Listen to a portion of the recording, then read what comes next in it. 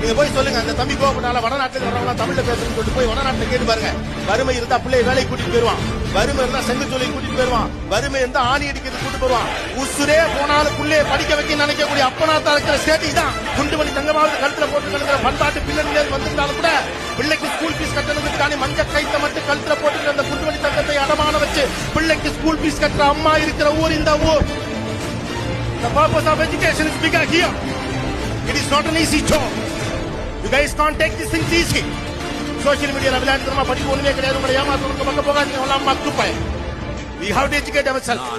அறிவு என்பதுதான் அர்த்தம் காக்கும் கருவி. இது மார்க்க சம்பந்தப்பட்டது மட்டுமில்ல, படிப்பு தான் இங்க சமூக நீதியை சொல்லிக் கொடுத்துருக்கீங்க. இதே தெருல போங்க, யாராவது ஒருத்தன் பொண்டாட்டி ரோட்ல வந்து அடிச்சானா பிடிச்சு போயிருவீங்களா?